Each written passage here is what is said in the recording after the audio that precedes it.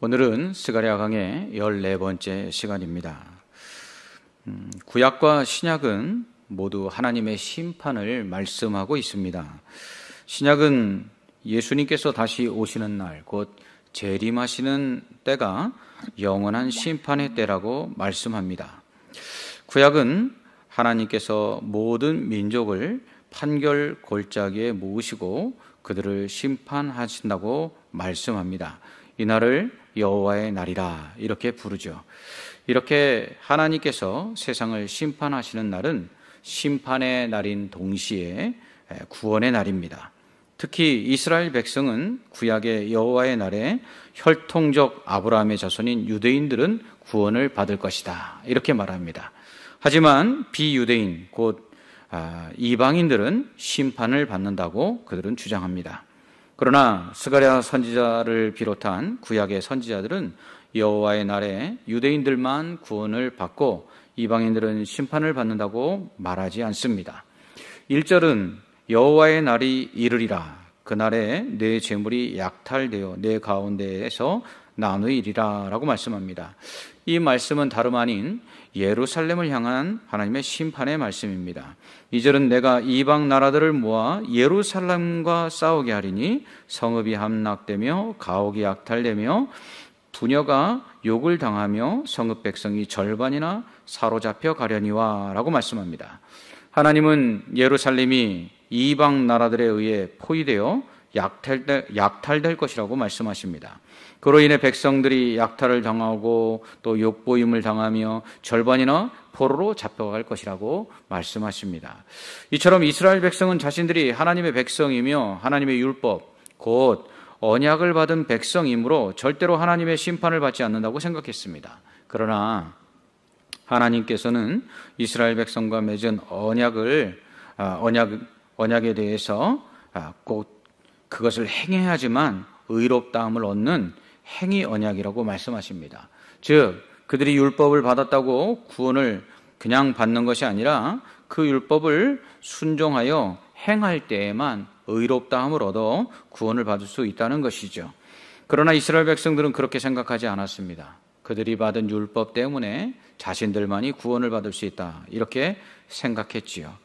그러나 하나님께서는 그러한 이스라엘 백성들의 생각과 달리 그들을 다 구원하시겠다고 말씀하지 않습니다. 하나님은 다만 이스라엘 백성 중에 구원할 자들을 남겨두시겠다고 말씀하십니다. 그것이 바로 2절 끝에서 하신 남은 백성은 성읍에서 끊어지지 아니하리라 라는 말씀의 의미입니다. 이스라엘 백성이라고 유대인이라고 혈통적으로 아브라함의 후손이라고 다 구원을 받는 것이 아니라 남은 자만이 구원을 받는다는 것이죠. 이 남은 자 사상은 구약의 많은 선지자들이 말씀하고 있습니다. 대표적인 선지자들이 이사야와 예레미야이죠. 이 남은 자들은 누구입니까? 믿음을 지킨 사람들입니다. 환난 가운데서도 금과 은같이 연단되어 정금과 같은 믿음을 가진 믿음의 승리자들을 의미하지요. 하나님은 이들을 위하여 이스라엘을 친 이방 나라들과 전쟁을 하시겠다 이렇게 말씀합니다. 3절은 그때 여호와께서 나가사 그 이방 나라들을 치시되 이왕의 전쟁의 날에 싸운 것 같이 하시리라 이렇게 말씀합니다. 이는 하나님의 백성도 하나님의 말씀에 순종치 아니하고 불의를 행할 때에 심판하셨듯이 하나님을 섬기지도 않고 악을 행하는 이방 나라들 역시 하나님께서 심판하시겠다라는 것입니다. 이렇게 하나님께서 심판하시기 위해 예루살렘 동쪽의 감람산 위에 임하시겠다 말씀하시죠. 그때 감람산이 동서로 갈라져 절반은 북으로 절반은 남으로 옮겨져 매우 큰 골짜기를 이룰 것이라고 말씀하십니다. 즉 하나님이 심판하시기 위해 감람산에 임하실 때에 산이 갈라져 골짜기가 생긴다라는 것입니다. 이는 하나님의 그 임재와 그 위엄이 얼마나 두렵고 무서운가를 우리에게 보여줍니다. 오늘 구리시의 지하철 공사 구간에서 큰 싱크홀이 생겼습니다. 신호등과 가로수가 순식간에 땅 밑으로 쑥 하고 빨려 들어갔다라고 합니다. 그래서 주민들을 대피시키고 큰 소동이 일어났습니다. 도로에 큰 구멍이 나도 대피하고 난리를 치는데 산이 갈라져 골짜기가 생길 정도라면 이 얼마나 무섭고 두려운 일이겠습니까? 이것은 심판하시기 위해 강림하시는 하나님이 얼마나 강하고 두려우신가를 우리에게 보여줍니다. 5절은 그 산 골짜기는 아셀까지 이를지라 너희가 그 산 골짜기로 도망하되 유다 왕 우시야 때 지진을 피하여 도망하던 것 같이 하리라. 나의 하나님 여호와께서 임하실 것이요 모든 거룩한 자들이 주와 함께 하리라 라고 말씀합니다. 하나님은 이 골짜기로 도망하라고 말씀하십니다. 이 두려우신 하나님이 피할 곳이 되신다라는 의미입니다. 그렇습니다. 심판은 멸망받을 자에게는 두려운 일이지만 구원받는 자들에게는 피할 곳이 되는 것입니다. 우시야 왕 때 예루살렘에 큰 지진이 있었는데 그때와 같이 도망치라 이렇게 말씀하십니다. 그러나 그날의 모든 거룩한 자들이 주와 함께 하리라 라고 말씀하십니다. 즉 거룩한 자들, 의로운 자들, 하나님의 율법을 지켜 행하는 자들은 구원을 받을 것이다 라는 것이죠. 그러한 자들은 감람산이 갈라져 골짜기가 될 정도로 하나님께서 두려우신 분이 되는 것이 아니라 그들과 함께 하시는 하나님, 임마누엘의 하나님이 되신다는 것입니다. 6절은 그날에는 빛이 없겠고 광명한 것들이 떠날 것이라고 말씀합니다. 7절은 여호와께서 아시는 한 날이 있으리니 낮도 아니요 밤도 아니라 어두워 갈 때에 빛이 있으리로다 라고 말씀합니다. 그렇습니다. 이것은 시간적으로 해가 저물어 황혼의 빛이 비추는 이 저녁 때를 의미합니다. 즉 구원의 빛이 사라지고 흑암의 권세, 사망의 권세가 세상을 뒤엎기 바로 전이라는 것입니다. 즉 하나님이 심판하시면 이제 빛이 없는 어두움, 구원이 없는 사망이 임할 텐데 그 바로 직전에 하나님께서 구원의 빛을 비춰주시겠다는 것이죠. 그때에 구원을 받으라는 것입니다. 하나님은 이처럼 구원의 기회를 주실 뿐만 아니라 예루살렘을 회복하시겠다 이렇게 말씀하십니다. 8절은 그날의 생수가 예루살렘에서 솟아나서 절반은 동해로 절반은 서해로 흐를 것이라 여름에도 겨울에도 그러하리라고 말씀합니다. 에스겔 47장에 보면 성전에서 흐르는 물이 강을 이루고 바다를 만들게 됩니다. 이로 인해서 만물이 소송케 됩니다. 예루살렘으로부터 생수가 솟아나서 바로 에스겔서 47장의 그 성전으로부터 흐르는 물처럼 모든 만물을 소성시킬 것이다 라는 것이죠. 이 생수가 무엇입니까? 예수 그리스도입니다. 사마리아 수가성에서 한낮에 우물을 길러 나온 여자에게 예수님은 영원히 목마르지 않는 생수를 주시겠다 말씀하시죠. 그 생수가 누구입니까? 바로 예수님입니다. 심판의 날이 임하기 전에 그 구원의 빛이 사라지기 전에 하나님께서는 예루살렘으로부터 생수가 흘러나와서 구원을 받을 수 있게 하시겠다 말씀하시는 것입니다. 그 생수가 절반은 동해로 절반은 서해로 흐르고 여름과 겨울에도 흘러간다는 것은 구원은 언제 어디서나 받을 수 있다는 것입니다. 즉 복음이 동서남북으로 전파되어 그 복음을 듣고 믿는 자는 다 구원을 받는다는 것이죠. 여름에도 겨울에도 구원을 받는다라는 것입니다. 하지만 시간이 그리 많진 않습니다. 많이 남지 않았습니다. 곧 구원의 빛이 사라지고 사망의 심판의 어두운 그림자가 흑암이 세상을 뒤엎을 것이기 때문입니다. 이처럼 하나님께서 심판하시기 위해 감람산에 임하실 때 하나님은 천하의 왕이 되실 것이다 라고 말씀하시죠. 9절은 여호와께서 천하의 왕이 되시리니 그날에는 여호와께서 홀로 한 분이실 것이요 그의 이름이 홀로 하나이실 것이라고 말씀합니다. 하나님이 심판하시는 날 세상 모든 나라의 왕들이 세상 모든 나라가 세상 나라의 모든 권력자들이 다 패하여질 것입니다. 그리고 오직 하나님 한 분만이 통치하실 것입니다. 뿐만 아니라 세상의 모든 신들이 다 가짜임이 드러날 것입니다. 오직 홀로 하나님 한 분만이 참 신이심을 알게 될 것입니다. 그 심판은 바로 이것을 우리에게 알려주기 위한 것입니다. 오직 하나님 외에는 다른 신이 없으며 하나님 아니시고는 구원이 없으며 하나님을 믿고 섬기지 않는 자는 심판을 받는다는 것을 보여주는 것이 바로 여호와의 날, 심판의 날인 것입니다. 우리는 이 사실을 예수 그리스도를 믿을 때 깨닫게 됩니다. 그러므로 예수 그리스도를 믿고 구원을 받는다는 것은 하나님보다 높은 분이 없다는 것을 아는 것입니다. 하나님 외에는 다른 신이 없다는 것을 아는 것입니다. 오직 그 하나님만 높이고 그 하나님만 섬기며 그 하나님께 순종해야 된다는 것을 아는 것, 이것이 바로 믿음입니다. 그러므로 믿음은 하나님 외에 다른 신이 없기에 하나님만을 높이고 하나님만을 경배하며 하나님께만 순종해야 하는 것을 깨닫고 그렇게 하는 것, 그것이 바로 믿음인 것입니다. 그러나 이스라엘 백성은 하나님 외에 다른 신을 섬깁니다. 하나님을 왕으로 섬기며 그 말씀에 순종하여야 함에도 불구하고 하나님을 섬기지도 않고 그 말씀에 순종하지도 않습니다.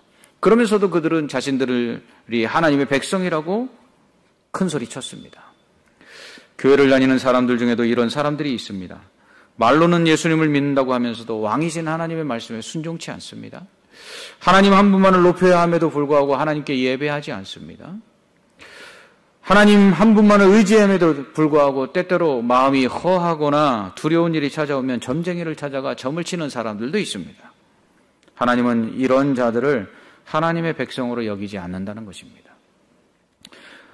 오히려 그러한 어려움과 환난 중에서도 오직 하나님만을 섬기며 하나님만을 예배하며 연단 가운데서도 금과 은처럼 순전한 믿음을 갖고 하나님께 나아가는 자, 오직 그 믿음을 지키는 사람들, 의롭게 행하는 사람들, 하나님은 그 사람들을 남겨두시사 그들만을 구원하시겠다고 말씀하십니다. 디도서 2장 14절에서 바울은 그가 우리를 대신하여 자신을 주심은 모든 불법에서 우리를 속량하시고 우리를 깨끗하게 하사 선한 일을 열심히 하는 자기 백성이 되게 하려 하심이라 라고 말합니다.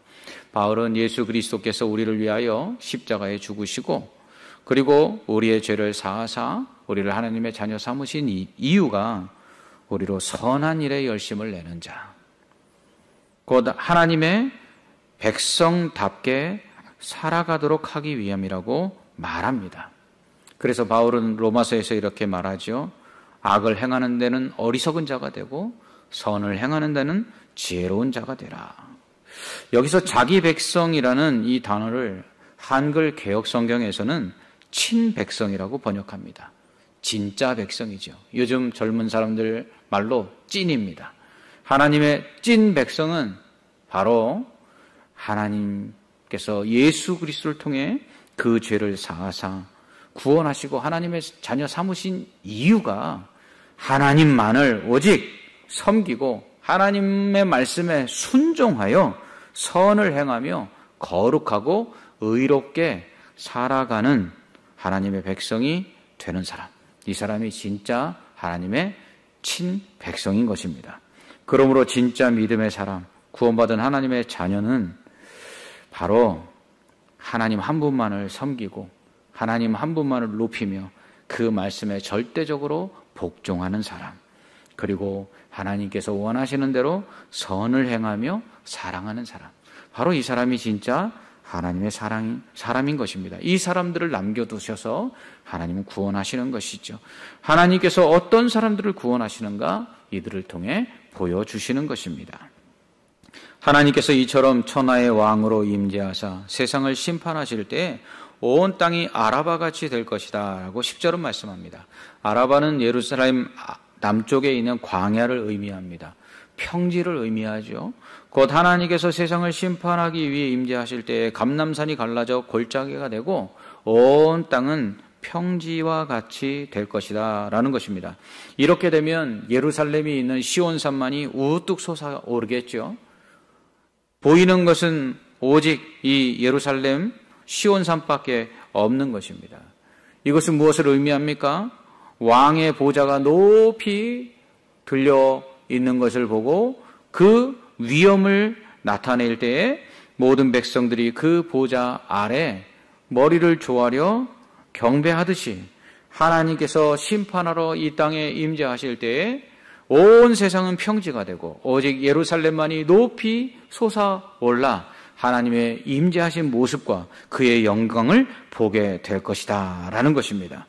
11절은 사람이 그 가운데 살며 다시는 저주가 있지 아니하리니 예루살렘이 평안히 서리로다 라고 말씀합니다. 온 땅이 평지가 되고 오직 예루살렘만이 우뚝 솟아 천하의 왕이신 하나님의 그 보좌가 그곳에 있음을 모든 만국이 보게 될 때에 그 왕궁을 상징하는 예루살렘 성에 거하는 사람들이 있다는 것입니다.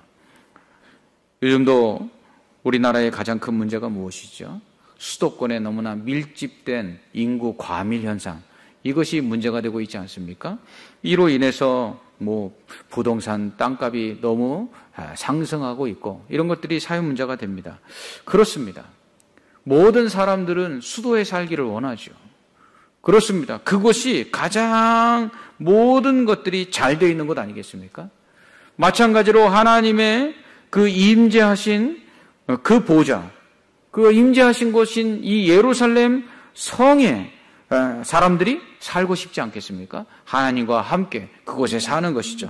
그렇다면 누가 이 예루살렘 성에 살게 될 것입니까? 바로 남은 사람들.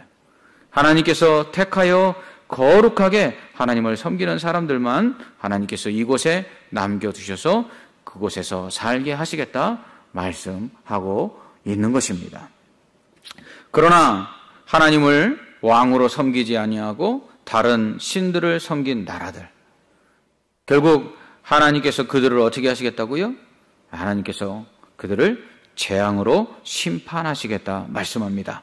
12절 13절은 예루살렘을 친 모든 백성에게 여호와께서 내리실 재앙은 이러하니 곧 섰을 때 그들의 살이 썩으며 그들의 눈동자와 눈구멍 속에서 썩으며 그들의 혀가 입속에서 썩을 것이요 그날에 여호와께서 그들을 크게 요란하게 하시리니 피차 손으로 붙잡으며 피차 손을 들어 칠 것이며 라고 말씀합니다. 이스라엘을 쳤던 아수르 그리고 바벨론 뿐만 아니라 로마는 이 말씀처럼 멸망합니다. 이는 또한 교회를 핍박하는 자들에 대한 저주입니다. 역사적으로 교회를 핍박한 왕과 권력은 하나님의 심판을 받았습니다. 중국이 코로나19와 또 홍수, 지진 등 자연재해로 심각한 피해를 받은 것에 대해서 많은 영적인 분들이 기독교를 탄압하고 선교사를 추방하며 목회자들을 핍박하고 그리고 교회를 허물었기 때문이라고 말합니다. 하나님의 백성이 비록 하나님 앞에서 죄를 범하여 징계를 받을 때 그 징계의 도구로 사용된 자들일지라도 하나님께서는 그들을 또한 징계하시고 심판하십니다. 그 이유는 하나님의 백성이라도 하나님을 온전히 섬기지 아니하실 때에 그들의 손을 빌어 그들을 통해서 하나님께서 하나님의 백성들을 징계하셨는데 하물며 하나님을 섬기지도 아니하고 악을 행하는 비록 하나님의 징계의 도구로 쓰였다 할지라도 그런 자들을 하나님께서 어찌 심판하지 않겠습니까?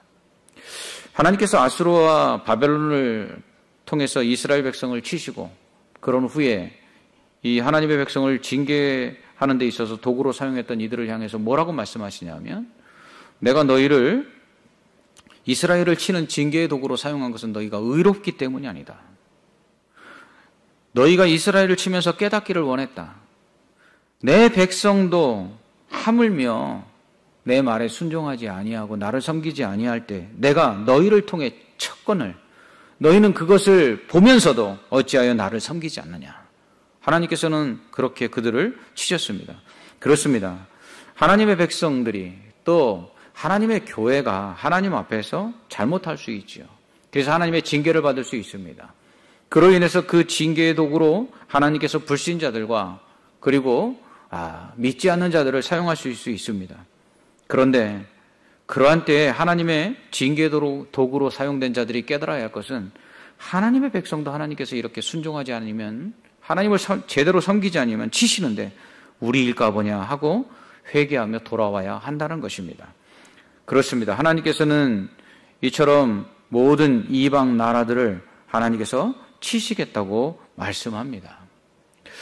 이렇게 하나님의 백성을 치는 모든 자들에게 하나님께서 재앙을 내리시고 그들을 쳐서 그것들을 오히려 하나님의 백성들에게 주시겠다고 말씀하시죠. 14절, 15절은 유다도 예루살렘에서 싸우리니 이때 사방에 있는 이방 나라들의 보화, 곧 금, 은과 의복이 심히 많이 모여질 것이요. 또 말과 노새와 낙타와 나귀와 그 진에 있는 모든 가축에게 미칠 재앙도 그 재앙과 같으리라. 아멘. 이렇게 말씀합니다. 예루살렘을 치러 올라왔던 모든 민족들을 하나님께서 오히려 치셔서 그들이 이스라엘을 치기 위해서, 예루살렘을 치기 위해서 가져왔던 그 모든 군량미 그리고 모든 금은 보화들, 하나님께서 그것들을 빼앗아 이스라엘에게 주시겠다는 것이죠. 아람 군대가 사마리아를 포위했을 때가 있습니다. 그때 사마리아 성에 먹을 것이 없어서 사람들이 자기 자식을 잡아먹는 일들이 있었지요. 그런데 하나님께서 어떻게 하셨습니까? 하나님께서 그 저녁에 많은 말소리와 또한 병거 소리가 들리게 해서 아람 군대가 혼비백산하여 이 사마리아를 치기 위해서 가져왔던 모든 군량미들, 그리고 짐승들, 그리고 의복들, 그리고 심지어 무기들까지 다 버려두고 도망가게 하십니다. 그로 인해서 하루아침에 자식을 삶아 먹고 잡아먹던 사마리아 사람들이 먹을 것이 넘쳐나게 되죠. 하나님께서 그렇게 하시겠다는 것입니다. 하나님의 심판은 이처럼 하나님의 그 백성들에게는 구원이 되는 은혜가 되는 것입니다. 16절은 이러한 하나님께서 이스라엘 백성을 구원하시고 그리고 또 이방 나라들을 심판하실 것이라고 말씀하시면서 거기서 끝나지 아니하고 이방 나라들 중에서도 역시 남은 자들을 택하여 구원하시겠다고 말씀합니다. 16절을 보면 예루살렘을 치러 왔던 이방 나라들 중에 남은 자가 해마다 올라와서 그 왕 만군의 여호와께 경배하며 초막절을 지킬 것이라, 이렇게 말씀합니다. 하나님은 모든 민족이 구원받기를 원하십니다. 이스라엘 백성을 택하심은 그들이 의롭거나 그들이 다른 민족보다 강하거나 그들이 다른 민족보다 수가 많아서 하나님이 그들을 통해서 어떤 일을 하실 수 있기 때문이 아닙니다. 그들이 하나님을 또한 잘 섬겼기 때문도 아니죠. 신명기 7장 7절은 여호와께서 너희를 기뻐하시고 너희를 택하심은 너희가 다른 민족보다 수요가 많기 때문이 아니니라. 너희는 오히려 모든 민족 중에 가장 적으니라. 아멘. 이렇게 말씀하십니다. 하나님께서 우리를 택하여 구원하신 이유도 마찬가지입니다. 우리가 무슨 똑똑하고 우리가 무슨 강하고 우리가 하나님이 쓸만한 무언가를 가지고 있기 때문에 구원하신 것이 절대로 아닙니다. 우리는 어리석은 자들이요, 우리는 약한 자들이요, 심지어 우리는 죄인입니다. 그런 우리를 하나님께서 구원하신 이유는 일방적인 하나님의 사랑 때문입니다. 은혜입니다. 자비와 긍휼입니다. 그렇기 때문에 바울은 우리가 구원받음은 하나님께로부터 난 것이지 우리에게서 난 것이 아니라 행함에서 난 것이 아니니 이는 누구든지 자랑치 못하게 하려 함이라 라고 말씀합니다. 이와 같이 하나님께서는 죄인들을 은혜로 구원하십니다. 이러한 하나님의 구원의 은혜가 모든 민족에게 임하는 것이죠. 하나님은 세상 모든 사람이 하나님을 섬기기를 원하십니다. 그래서 하나님을 섬기며 초막절을 지키기를 원하셨습니다. 이 초막절이라는 것은 하나님께 제사를 드리는 절기이지요. 이스라엘 백성들에게 이 절기를 지키지 않는 자들은 하나님께서 끊으시겠다고 말씀하십니다. 그런데 하나님께서 하나님을 믿지 아니하던 이방 사람들 중에 이 초막절을 지키게 하시겠다 말씀합니다. 그리고 그들을 또한 하나님께서 복 주시겠다고 하시죠. 비를 내리시겠다고 말씀합니다. 비는 무엇입니까? 곡식을 자라게 하는 것입니다. 비가 내리지 않으면 먹을 것이 없게 되는 것이죠.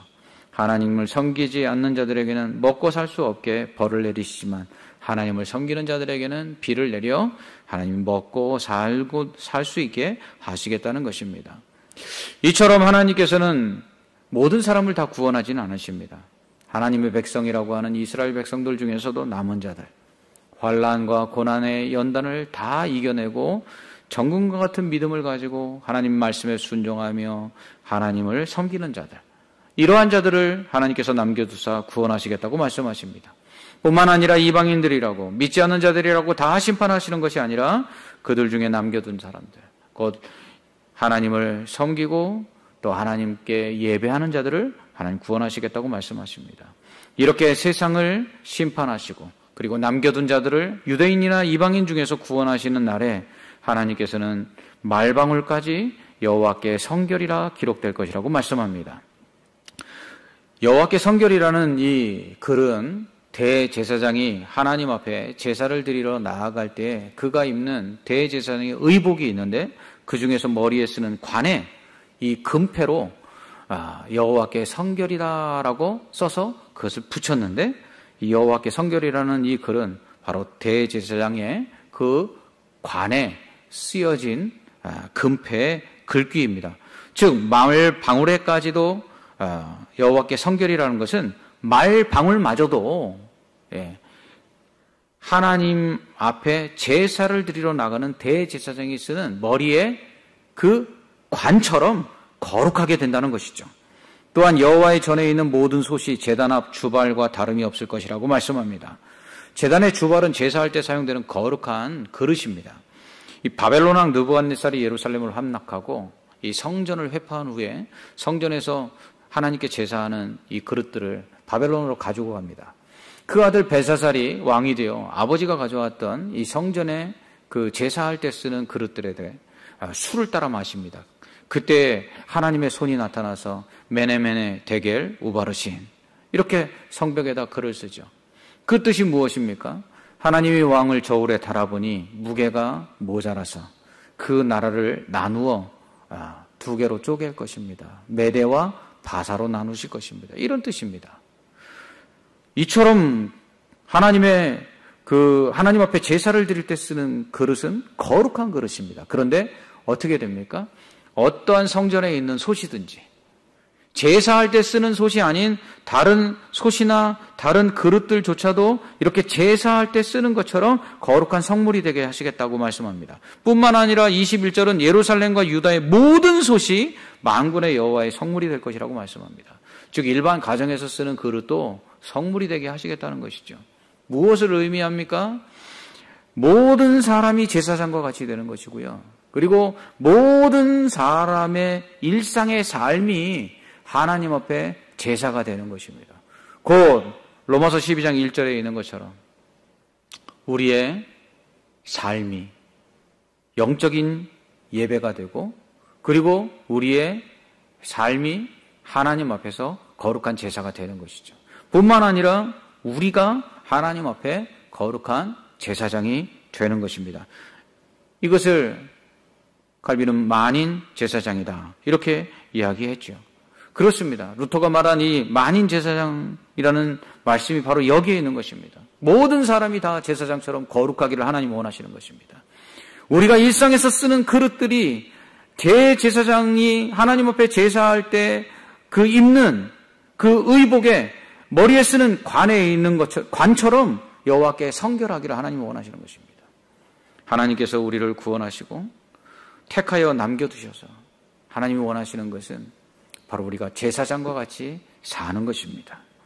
우리가 제사장처럼 하나님 앞에서 거룩하게 사는 것.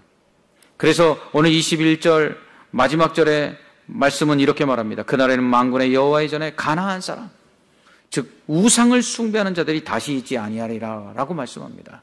하나님께서 세상을 심판하시고 그리고 남겨둔 자들을 택하여 구원하시고 그래서 하나님께서 세우실 하나님의 나라는 어떠한 나라입니까? 다시는 하나님 외에 다른 신을 섬기지 아니하는 오직 하나님만을 왕으로 섬겨 그 말씀에 순종하는 그 모든 삶이 거룩하여 제사장과 같이 그렇게 하나님 보시기에 거룩한 삶을 살며 그의 모든 일상 속에서 말방울까지도 성결하도록 그렇게 살아가는 거룩한 하나님의 백성들, 삶이 제사가 되고 삶이 하나님 앞에 예배가 되기를 원하는 그러한 하나님의 백성들을 하나님 만들기를 원하시는 것입니다. 그렇습니다. 하나님께서 이스라엘 백성들을 택하시고 뿐만 아니라 우리를 택하신 이유가 무엇이냐면 세상 모든 민족이 구원을 받기를 원하시는 하나님의 뜻을 세상에 알리기를 원하신 것입니다. 그런데 하나님께서 어떠한 자들을 하나님 구원하시기를 원하시느냐? 바로 그 하나님께서 구원하시기를 원하는 사람들이 어떠한 사람들인가를 보여주는 바로 모델로 우리를 삼으신 것입니다. 그래서 우리는 하나님을 온전히 하나님 외에 다른 신이 없음을 알고 하나님만 높이며 하나님께만 예배하며 또한 우리의 삶이 의롭고 거룩해서 우리가 제사장처럼 그렇게 왕 같은 제사장처럼 살아가고 우리의 삶에 그 본을 보여서 세상의 빛과 소금이 되는 것. 이런 우리의 모습을 볼 때 세상 사람들이 하나님께 구원을 받는 사람들이 어떠한 것인지를 알고 우리처럼 예수를 믿고 구원을 받게 되는 것이죠. 그렇습니다. 하나님께서 오늘 우리를 구원하신 이유가 바로 여기 있습니다.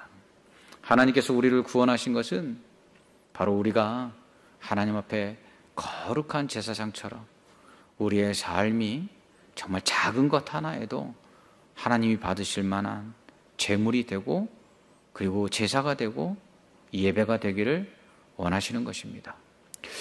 코로나19로 예배할 수 없는 상황 속에서 우리가 영상을 통해 이렇게 예배하고 있습니다. 하나님이 원하시는 것은 바로 이러한 예배할 수 없는 가운데서도 예배하는 자들, 하나님께 나와 예배할 수 없을 때 예배를 멈추고 세상의 헛된 것을 쫓아 살아가는 것이 아니라 하나님만을 높이고 하나님을 붙잡는 사람들, 하나님은 이러한 사람들을 남겨두시기를 원하십니다. 코로나19가 종식된 이후에 교회의 모습에 대해서 많은 분들이 걱정합니다. 얼마나 많은 사람들이 남을 것인가, 성도들이 남을 것인가 염려를 합니다. 저는 오히려 이때에 남는 사람들이 진짜 믿음의 사람이요 구원받는 사람들이라고 생각합니다. 이 코로나19에 믿음을 잃지 마시기 바랍니다.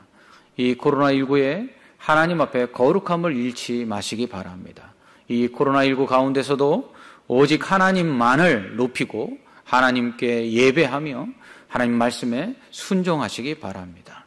우리가 제사장임을 기억하고 하나님 앞에 우리의 삶을 거룩하게 산 제사로 드리시기 바랍니다. 말방울에까지 성결하기를 원하시는 그 하나님 앞에서 우리의 삶의 작은 일거수 일투족마저도 거룩하여 하나님을 기쁘시게 함으로 하나님께서 우리를 남겨두사 구원하시고 우리를 구원하심이 하나님께 기쁨이 되기를 간절히 소망합니다. 기도하겠습니다. 하나님 아버지, 오늘 스가랴 14장 말씀을 통해서 하나님께서 우리를 택하여 구원하신 이유가 무엇인지를 다시 한번 생각해 봅니다. 하나님께서 우리를 택하여 남겨두시사 구원하심은 우리로 거룩한 제사장과 같이 하나님 앞에서 거룩한 삶을 살고 말방울에까지 성결하듯이 우리의 삶의 작은 것까지도 거룩하여서 오직 세상에 하나님의 의를 드러내고 빛과 소금으로 살기를 원하시는 것임을 우리가 깨닫습니다. 하나님 이러한 삶을 살게 하여 주시옵소서. 그리하여 하나님 구원하시는 날에 우리가 구원받게 하여 주옵시고 우리를 통해 세상 모든 민족들이 하나님께 구원받는 자들이 어떠한 모습으로 살아야 되는지를 깨닫고 예수 믿고 구원받고 그들도 우리처럼 거룩한 하나님의 제사장적 삶을 살아가게 하여 주시옵소서. 코로나19로 인하여 예배드릴 수 없는 상황에도 하나님 영상을 통해 예배하는 성도들이 있습니다. 하나님 우리의 믿음이 어떠한 질병과 고난과 환난 속에서도 잃어버린 바 되지 아니하고 그 믿음을 지킴으로 금과 은같이 연단되어 하나님의 영광을 드러내는 아름다운 믿음, 그로 인해서 하나님께 복을 받고 하나님의 구원을 얻는 그러한 참된 믿음 되게 하여 주시옵소서. 예수님 이름으로 기도합나이다. 아멘.